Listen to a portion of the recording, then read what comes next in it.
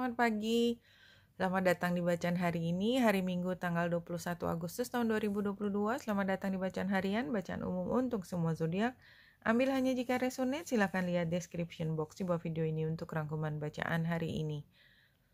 Di chart ini kita lihat bulan sudah berada di Gemini, tepatnya di 20 derajat 23 menit. Dan dia membuat trine dengan Saturnus retro yang ada di 21 derajat 24 menit.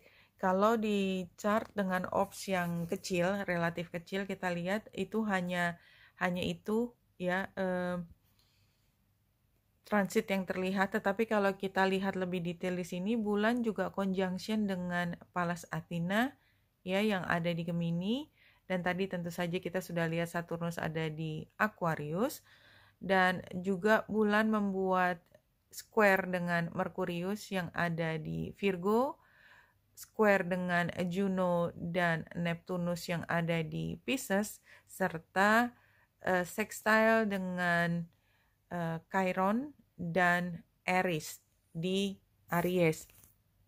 Nah, apa makna dari semua ini? Jadi kalau saya pertama lihat bulan yang conjunction dengan Pallas Athena, itu membuat kita menjadi butuh untuk menang. Kita ingin berargumentasi dan kita nggak bisa kalah dan kita harus pegang kendali. Itu energinya Pallas Athena. Pallas Athena itu selain butuh untuk menang, dia sangat feminin juga tapi ingin menang, dan itu biasanya energi feminin seperti itu punya kemampuan untuk strategi, atau kalau saya bahasa negatifnya memanipulasi ya. Jadi tipikal kayak yang kalau di sinetron itu adalah perempuan yang ingin berkuasa, tetapi dia bisa memunculkan wajah yang super manis, tetapi sebenarnya dia sangat controlling dan sangat ngatur. Ya, itu energinya, dan pada hari ini itu energinya diserap karena dia conjunction dengan bulan. Dan ada di Gemini. Gemini itu juga mendukung ketika kita punya kemampuan untuk mengartikulasikannya semakin baik. Dan ada trine dengan Saturnus yang retro. Jadi kayak kita benar-benar dalam kondisi in control. Kalau kita mau mengambil energi ini untuk memanipulasi, saya ambil negatifnya dulu, memanipulasi situasi, ya, orang lain itu akan mampu untuk tunduk ke kita tanpa mereka tahu bahwa mereka sedang dikendalikan. Tetapi tentu saja kalau kita belajar di sini bahwa tidak ada energi yang gratis istilahnya. Kalau kita mengambil energi tersebut berarti kita membayar dengan konsekuensi ke depan. Nah, oleh sebab itu kalau kita menggunakan energi ini semaksimal mungkin untuk mendapatkan kebaikan, maka ya tentu saja kita sedang di puncak, kan istilahnya kita sedang di puncak. Kita tuh sedang di puncak. Memang square dengan Merkurius yang ada di Virgo, tapi saya justru melihatnya sebagai walaupun nonsense, somehow kita bisa meyakinkan orang lain. See how powerful it is ya. It is so powerful. Dan di sini juga bulan sextile dengan Aries, dan oleh sebab itu ini adalah godaan yang sangat mudah diambil oleh kita. Dengan serta-merta, dengan bahagia kita mengorbankan diri. Untuk apa? Untuk menang. Justru di sini ujiannya adalah untuk menang dan mengatakan kepada orang, I can do it just because I can. I can win just because I can. Nah, di sini ada kesan arogan karena memang itu energinya yang muncul sekarang. Tapi seperti biasa, setiap sisi selalu ada positifnya. Positifnya adalah ketika mungkin dalam beberapa hari terakhir ini kita merasa ditekan atau kita merasa harga diri kita agak terinjak sedikit karena satu dan lain hal kita memang harus mengikuti aturan di sekitar dan kita harus tunduk, apalagi di budaya kita tuh harus tunduk dengan semua aturan dan kita diharapkan untuk bermain manis. Dan itu yang kita lakukan. But somehow itu kayak makan di hati kita. Nah, hari ini either kita bisa mengobati hal tersebut ya, bulan sextile dengan Chiron retro. Ya, artinya kita mengambil energi itu untuk mengembalikan, membalance kita yang kita sempat jatuh. Atau kita yang tidak punya pengalaman kemarin apa-apa, kita mengambil energi ini dengan serta-merta untuk melihat kesempatan berkuasa. Which is, saya seperti tadi saya katakan, ini adalah hal yang positif kalau kita melakukan semua demi kebaikan, tetapi juga hal yang negatif kalau kita mengambil keuntungan dari orang-orang di sekitar kita. Ya, intinya seperti itu. Seperti biasa, kalau kita lihat ke Rumi hari ini,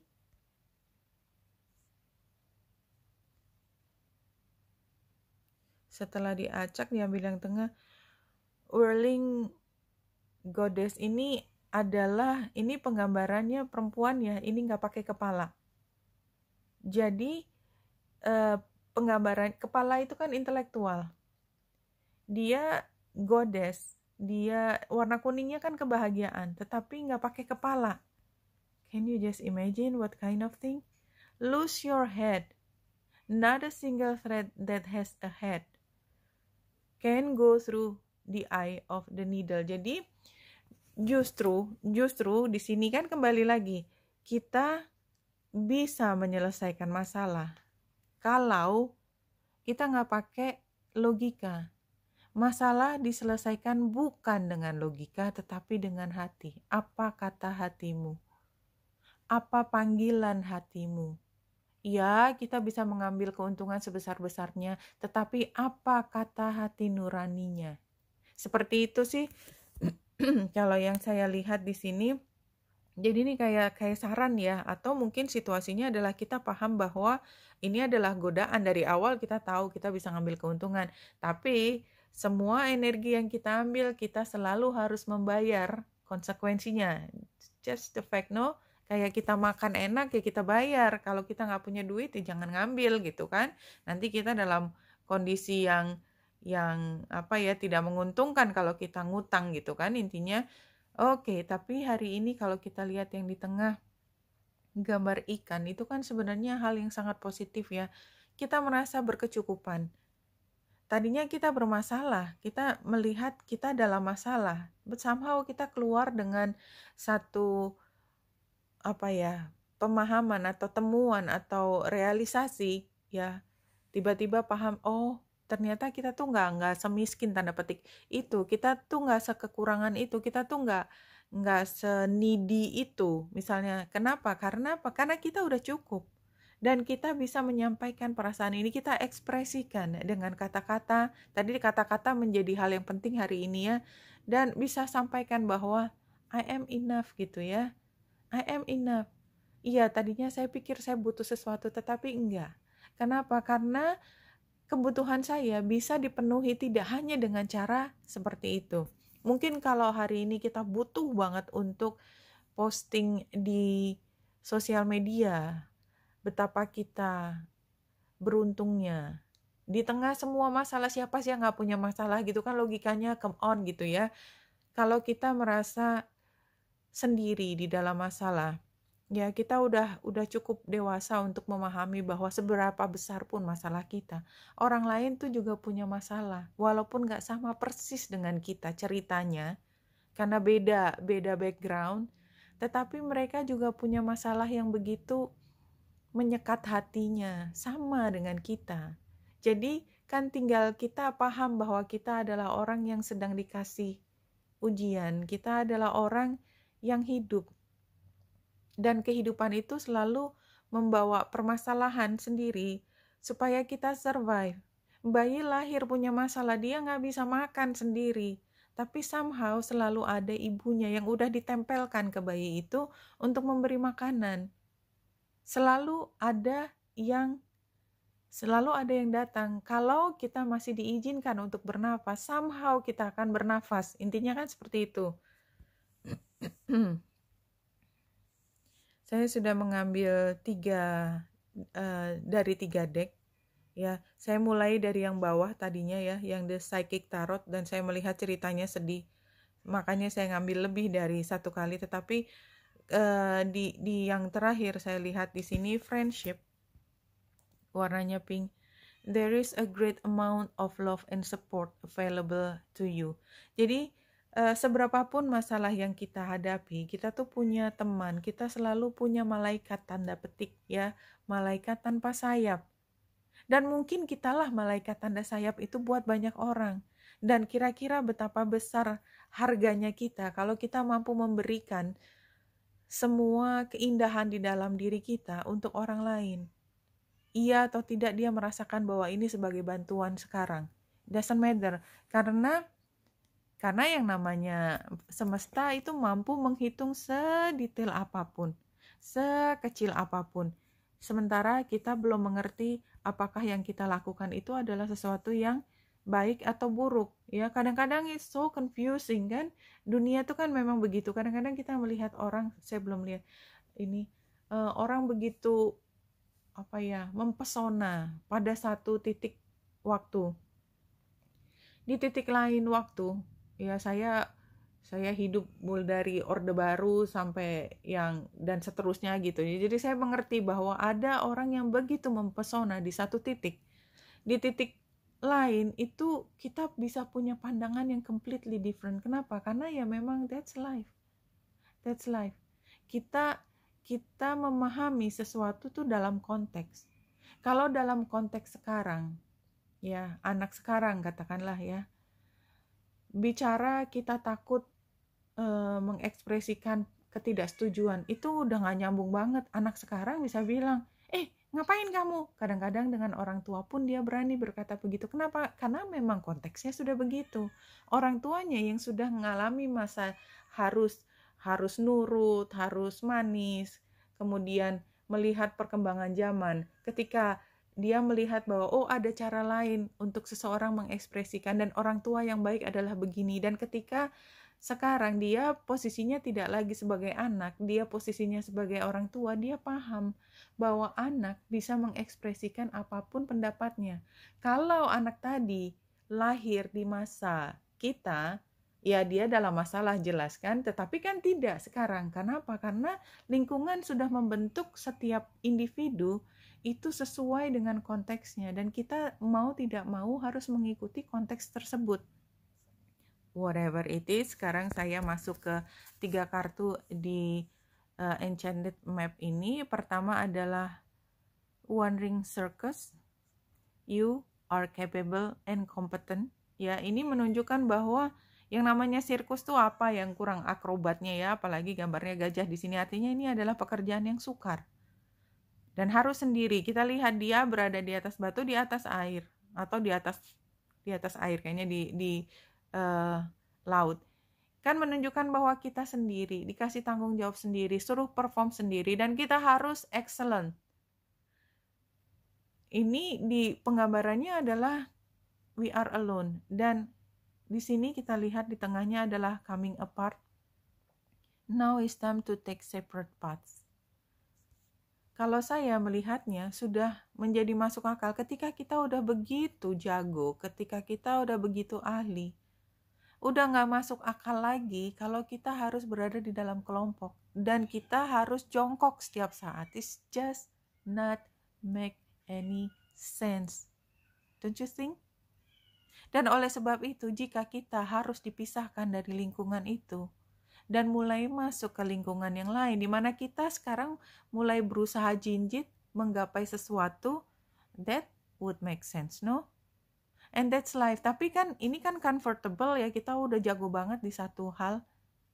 Dan kita harus keluar dan berpisah ke tempat lain.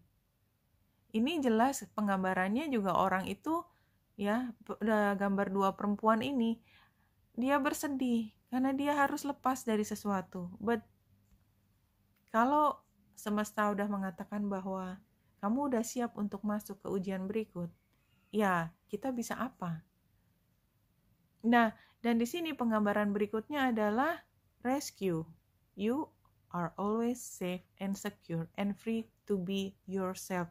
Jadi ini penggambarannya jelas sekali kalau dari kiri ke kanan. Kita jago di satu area, tapi it's over. Ini udah selesai. Makanya kita perlu melepaskan diri dari lingkungan tersebut dan masuk ke lingkungan yang lebih sukar. Lebih sukar kan kita kan kayak panik lagi kan, kayak kita nggak ngerti apa-apa lagi, mulai dari nol lagi. But don't worry, you are always safe and secure and free to be yourself. Gunakan semua kemampuan kita tadi untuk mengekspresikan diri. Itu jangan diilangin lagi, mulai dari nol lagi. Itu udah. Jadi kita mulai dari titik, tidak mulai dari bawah lagi, tetapi dari titik di mana kita sudah tertinggi di fase yang sebelumnya. See? This is very good card, no? Dan barangkali memang ini fasenya pergantian, dan saya minta maaf kemarin nggak bisa posting karena saya juga overwhelmed dengan sesuatu, ada yang harus diselesaikan juga dan belum selesai juga. Oke, anyway, that's my problem. Sekarang kita masuk ke 5 kartu ini. Jadi energinya bagus, tapi ceritanya itu bisa bikin kita agak ketohok sedikit gitu ya. Base chakra ini current situation. Kita lagi berpikir tentang rootnya kita, tentang kita ini milik siapa, kita berada di lingkungan apa sih labelnya kita, apa nama belakangnya kita. Itu tidak hanya keluarga ya, tetapi sense yang lebih keseharian. Saya kerja di organisasi apa, ini base chakra, itu yang menjadi pusat perhatian kita. We are expecting sakral chakra, yaitu creativity dan seksualitas. Apa sih yang kita rasakan di energi sakral chakra? Passion. Tapi dia expecting, kita berharap bahwa kita mampu menggapai excitement tersebut sekarang. Cuman kan kita expectingnya bahwa kita di dalam lingkungan tersebut, jadi hampir sama ceritanya, di dalam lingkungan dasar kita, di dalam root keluarga kita atau root energi utama kita berharap kita bisa mendapatkan kepuasan luar biasa. But hey, ada sesuatu yang harus dilahirkan.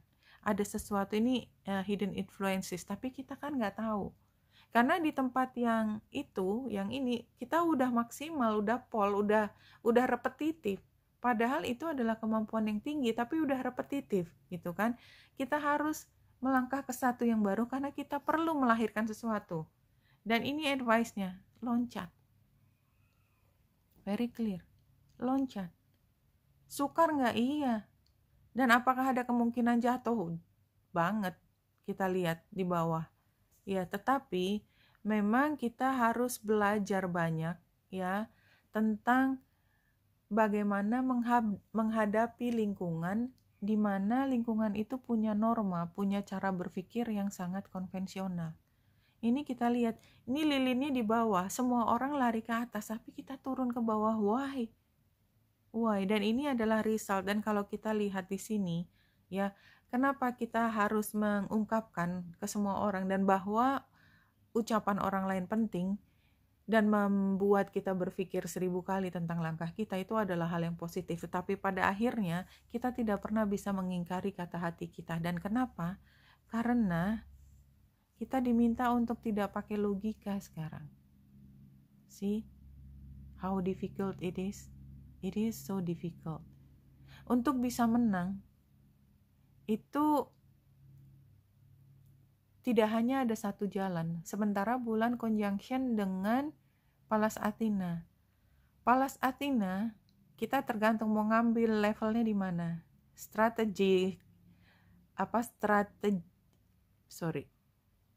Kalau kita berstrategi untuk menang dari level yang surface, yang di kulit paling atas, maka keuntungan dalam waktu dekat adalah kriteria utamanya. Tetapi Pallas Athena punya kemampuan berpikir jauh lebih itu. Ada plot twisting, ada unsur surprise, ada unsur weapon atau senjata yang terselubung, senjata yang belum dikeluarkan,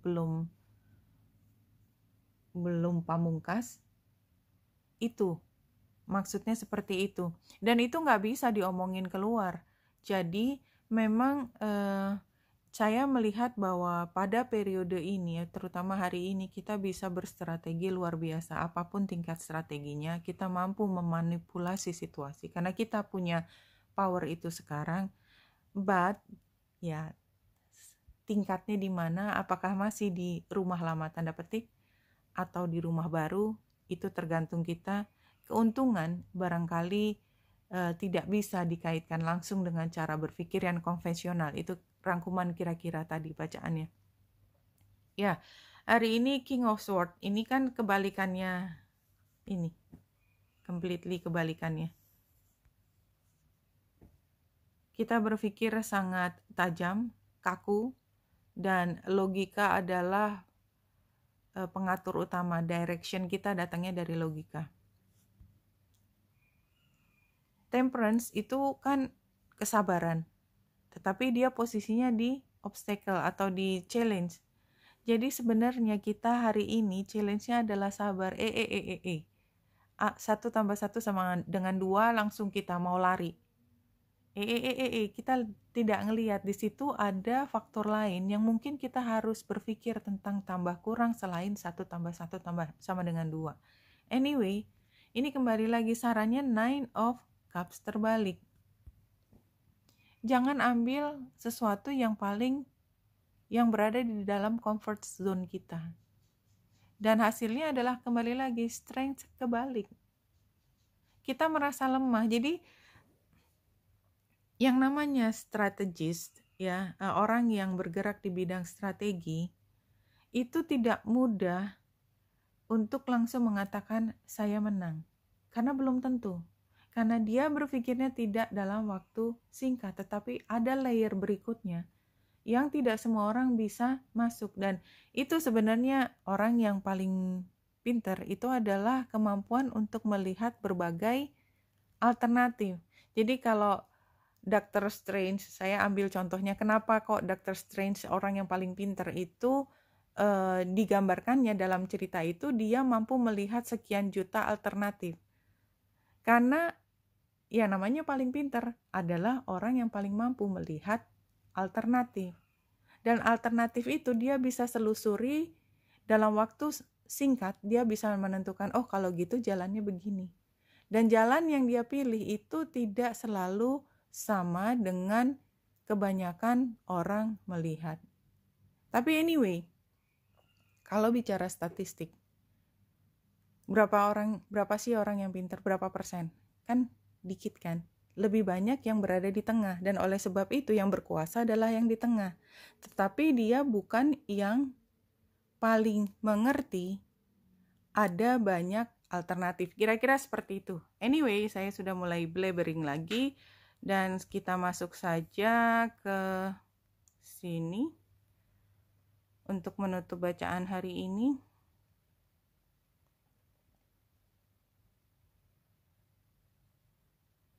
The only place you will ever find true happiness is in the present moment.